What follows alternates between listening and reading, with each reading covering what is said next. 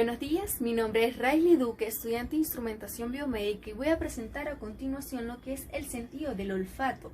El olfato es el sentido encargado de detectar y procesar olores. Fisiológicamente hablando, las neuronas olfatorias se ubican en una región especializada de la mucosa nasal de color amarillento, conocida como epitelio olfatorio. El del ser humano contiene de 10 a 20 millones de neuronas olfatorias bipolares. Cada una de las neuronas posee una dendrita corta y gruesa que se proyecta hacia la cavidad nasal, donde termina formando una perilla que contiene 10 a 20 cilios, los cuales poseen receptores específicos para los distintos odorantes. Luego los azones de las neuronas olfatorias atraviesan la placa cribiforme del etmoide para penetrar los bulbos olfatorios. Bulbos olfatorios. Los azones de las neuronas olfatorias, primer par craneal, establece contacto con las dendritas primarias de las células mitrales y las células en penacho para formar unidades sinápticas anatómicas conocidas como glomérulos olfatorios. Las células en penacho son más pequeñas que las mitrales y sus azones son más delgados, pero ambas variedades envían azones hacia la corteza olfatoria y al parecer son similares desde el punto de vista funcional. Esquema de la vía olfatoria. Este esquema es muy importante porque nos permite a nosotros conocer cómo los azones de las células mitrales y en penacho se dirigen a través de las estrías olfatorias lateral hasta terminar en las dendritas apicales de las células piramidales en 5 regiones de la corteza olfatoria, las cuales son núcleo olfatorio anterior, tubérculo olfatorio, corteza piriforme, amígdala y corteza entorrinal. Una vez que sabemos lo que les acabo de mencionar, desde estas regiones la información viaja directamente hasta la corteza frontal o bien a través del tálamo hasta la corteza orbitofrontal. La distinción consciente de los olores depende de la trayectoria hasta la corteza orbitofrontal. Por lo general, la activación de esta última es mayor al lado derecho que en el lado izquierdo. Transferencia de señales. Últimamente el sistema olfatorio ha sido un motivo de gran interés por el enigma biológico representado por el hecho de que un órgano de los sentidos tan sencillo como lo es el epitelio olfatorio y su representación cerebral, la cual al parecer carece de un alto grado de complejidad, regule la distinción de más de 10.000 olores distintos. Parte de la respuesta a esta gran interrogante es que existen numerosos receptores odorantes. Cuando una molécula odorante se enlaza con su receptor, las subunidades de proteína G, las cuales son alfa y beta, se disocian. La subunidad alfa activa la adeninociclasa para que catalice la producción de monofosfato de adenosina cíclico, que actúa como un segundo mensajero para abrir los conductos de cationes, lo cual genera una corriente hacia el interior dirigida por el ion calcio. De esta manera se origina el potencial, regulando los receptores que producen un potencial de acción en el nervio olfatorio. Buenas, mi nombre es Brigitte Galán, estudio instrumentación biomédica y les vengo a exponer sobre el tacto. El tacto es un sentido que reside en toda la piel, siendo este el órgano más grande del cuerpo, ya que recubre toda la superficie externa.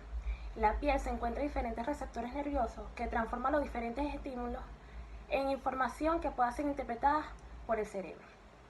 Estos receptores son, primero, los corpúsculos de Ruffini. Perciben los cambios de temperatura e identifican la deformación continua de la piel. Segundo, las terminaciones nerviosas libres, que son receptores que detectan el dolor. Tercero, tenemos los receptores sensoriales del cabello. Este es sensible al tacto ya que percibe cuando el cabello se mueve. De cuarto, vemos los discos de Merkel, que se encargan de percibir los cambios de presión y de temperatura. De quinto, los corpúsculos de Pacini. Son mecanorreceptores que responden a las vibraciones rápidas y a la presión profunda. Y de último, tenemos los corpúsculos de Meissner, que perciben la sensibilidad dada por el tacto suave.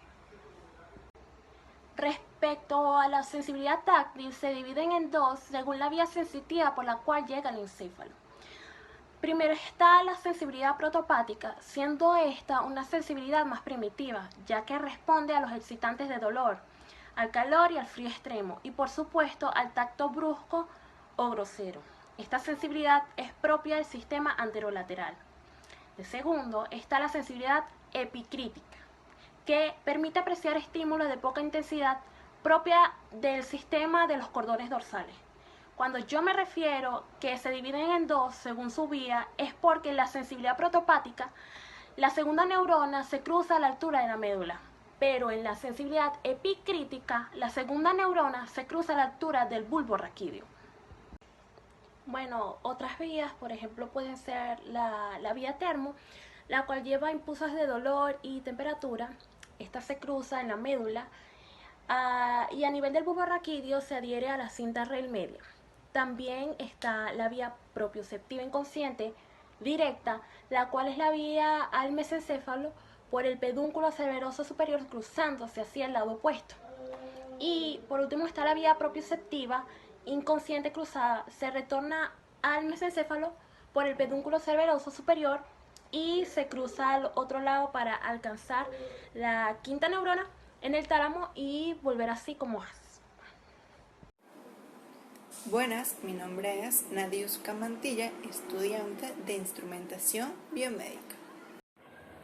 Siguiendo con los sentidos, ahora vamos a hablar sobre el gusto. ¿Qué es el gusto?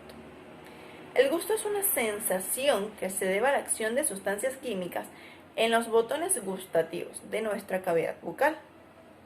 Existen más de 4.000 botones gustativos, aunque mayormente los encontramos en la lengua. También encontramos en las mejillas, el paladar, la faringe y la epiglotis. Entre sus características principales que debemos tener en cuenta sobre el gusto son las papilas. ¿Qué papilas tenemos en esta cavidad? Tenemos papilas filiformes, que son las que perciben la textura de los alimentos y son las más abundantes en la cavidad. También tenemos las papilas foliadas, que son crestas paralelas en la lengua y son las que reciben la mayor cantidad de sustancias químicas, ya que estas son las que están cerca de los molares. Al masticar los molares, estos reciben la mayor cantidad de sustancias químicas por estar más cerca de cuando masticamos los alimentos. También tenemos las papilas fungiformes, que se encuentran principalmente en la punta y los lados de la lengua. Tienen forma más o menos como de unos honguitos. Y las papilas valadas se encuentran en forma de V en el posterior de la lengua.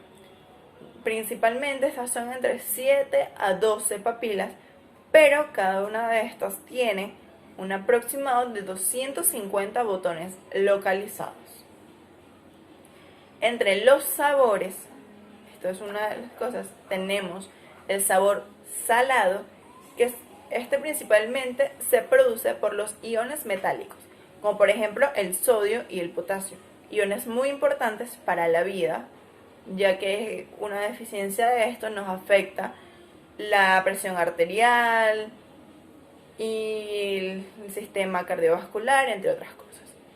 El sabor dulce, que son orgánicos azúcares, este está relacionado con carbohidratos, con el consumo de carbohidratos en los alimentos y con alto contenido de calorías.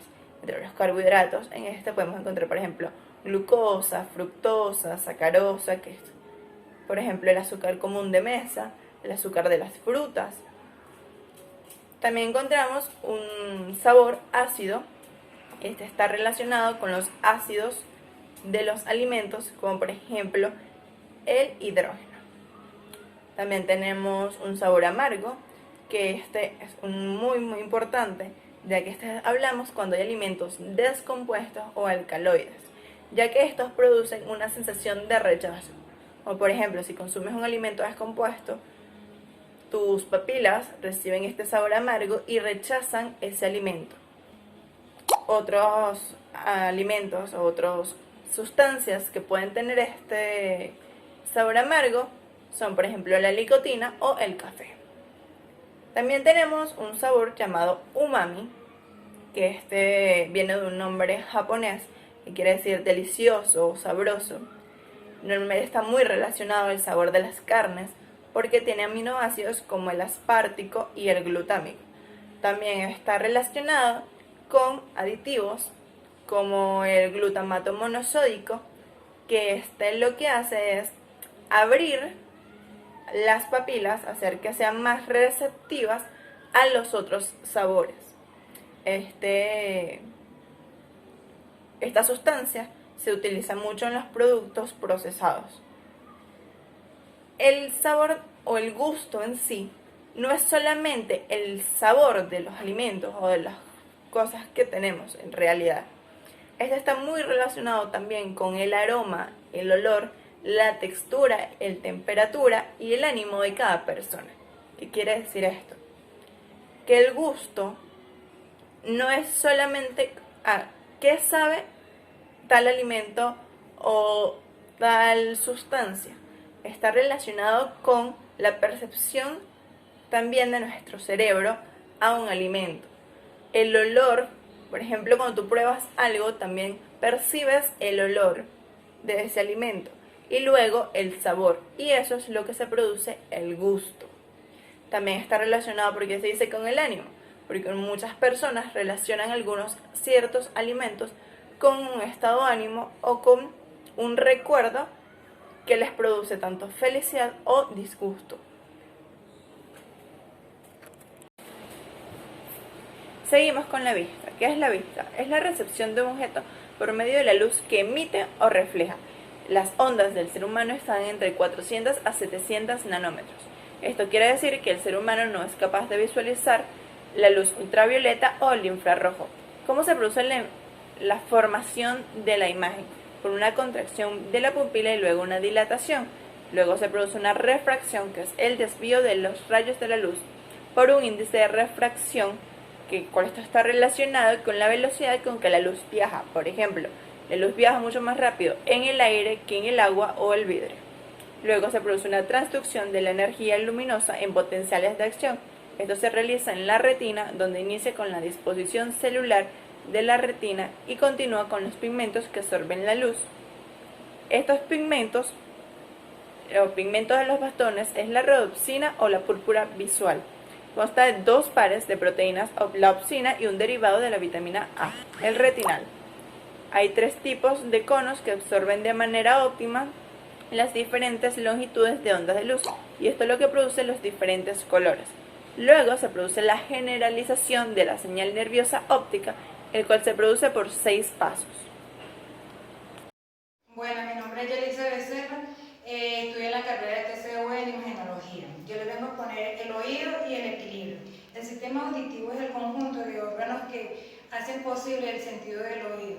En los seres vivos.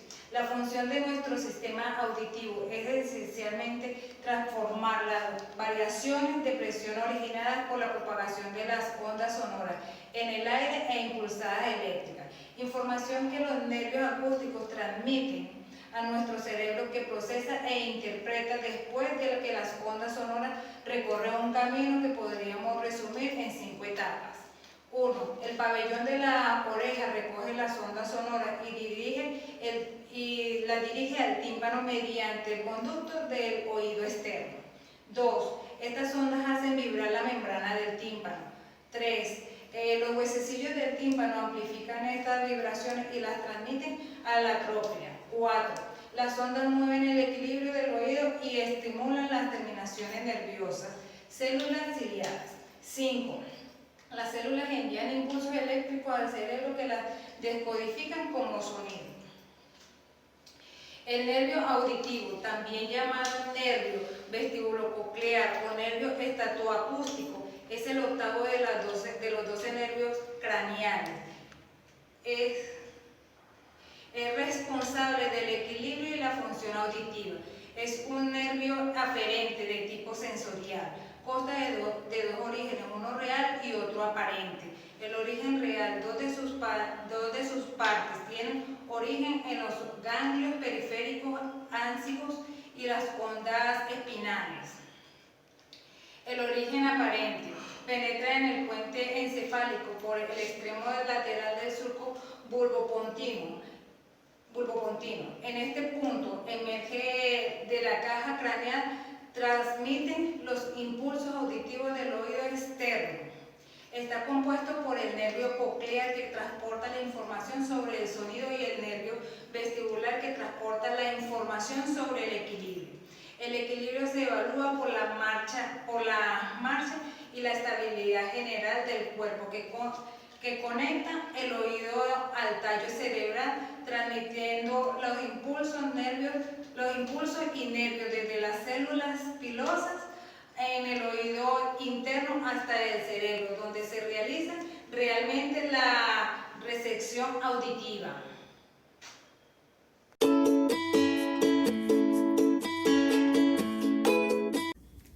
A continuación presentaremos los pares craneales, iniciando con el primer par craneal denominado nervio olfatorio. El nervio olfatorio es un nervio únicamente sensorial, conduciendo impulsos olfatorios de la nariz al sistema nervioso central, siendo clasificado como fibras aferentes viscerales especializadas. Su función es el olfato, su origen es la mucosa olfativa y la cavidad nasal, terminación bulbo olfatorio y paso por el cráneo al agujero criboso del etmoide. En resumen, las fibras del nervio se originan en las células bipolares de la mucosa olfatoria o pituitaria amarilla, ubicada en la porción superior de las fosas nasales. Contiene entre 10 a 100 millones de receptores localizados en la superficie llamada epitelio olfatorio, el cual está constituido por 3 células, las olfatorias, de sostén y basales.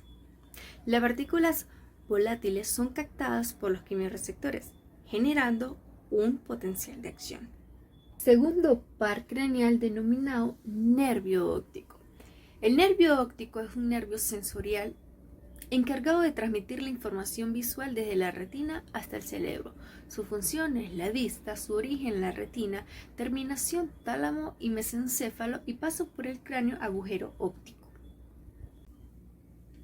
Nervio oculomotor, tercer par craneal. Posee 2 núcleos, uno motor principal y otro parasimpático accesorio. El núcleo motor inerva a todos los músculos extrínsecos del ojo, excepto el oblicuo superior y recto lateral. Su función de movimientos oculares, abertura del párpado, construcción de la pupila y enfoque. Su origen es del mesencéfalo. Su terminación, fibras semánticas al elevador del párpado superior, músculos del recto superior, medial e inferior del ojo y paso por el cráneo sería una hendidura esfenoidal. El par craneal número 4 es el nervio troclear. Es un nervio pequeño cuya función motora permite el movimiento de los ojos. Origina desde el mesencéfalo, pasa al cráneo por la hendidura esfenoidal y su terminación es en el músculo oblicuo superior del ojo. El quinto par es el nervio trigémino. Este se divide en 3. La división oftálmica, que es sensitiva y origina en la parte superior de la cara. La maxilar, que es sensitiva también y origina en la parte media. Y la mandibular, que es sensitiva y motora y esta origina en la parte inferior de la cara. Las 3 tienen la misma función sensitiva, que es el tacto, la temperatura y las sensaciones de dolor, la parte superior por la oftálmica, la parte media por la maxilar y la parte inferior por la mandibular, cuya función motora también es la masticación. El paso al cráneo de la mandibular es el agujero oval, de la maxilar es el agujero redondo mayor y el infraorbitario, y de la oftálmica es la hendidura esfenoidal. El par 6 es el nervio abducens, el cual controla un músculo que gira en sentido lateral. Su origen es la protuberancia inferior y su terminación es el músculo rectolateral del ojo y su paso al cráneo es la hendidura esfenoidal. A continuación seguiremos con los pares craneales. En este momento hablaremos sobre el par 7, 8 y 9. El par número 7, o el nervio facial, mejor conocido, es el principal nervio motor de los músculos faciales. Están divididos en 5 ramas, cual pueden ser temporal, cigomático, bucal, mandibular y cervical. Sus funciones pueden ser tanto sensitivas como funciones motoras. Entre las funciones sensitivas tenemos el gusto y entre las funciones motoras encontramos la expresión facial, la secreción de lágrimas, la secreción de salival y la secreción de moco, tanto nasal como bucal. El origen de este nervio está igualmente dividido en dos funciones, entre su función sensitiva y sus funciones motoras. Entre el origen sensitivo encontramos las papilas gustativas del segundo tercio de la lengua. No me quedé pegado.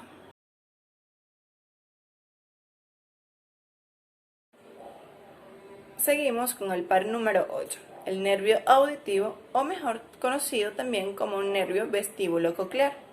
Este es el nervio de la audición y del equilibrio, aunque también tiene una pequeña porción motora que se encarga de llevar a las células del caracol impulsos nerviosos para afinar el sentido de la audición.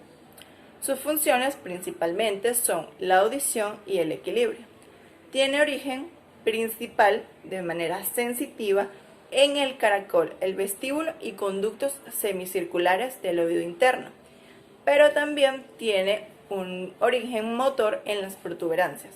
Sus terminaciones, aunque las sensitivas siguen siendo las principales, que se encuentran en las fibras de las terminaciones auditivas, en el bulbo raquídeo, las fibras para la terminación del equilibrio y en la unión del bulbo y la protuberancia. También tiene unas terminaciones motoras en las células pilosas externas del caracol del oído interno. Su paso por el cráneo está regulado por el conducto auditivo interno. Continuamos con el par 9 o nervio glosofaríngeo. Este es un nervio bastante complejo porque es combinado.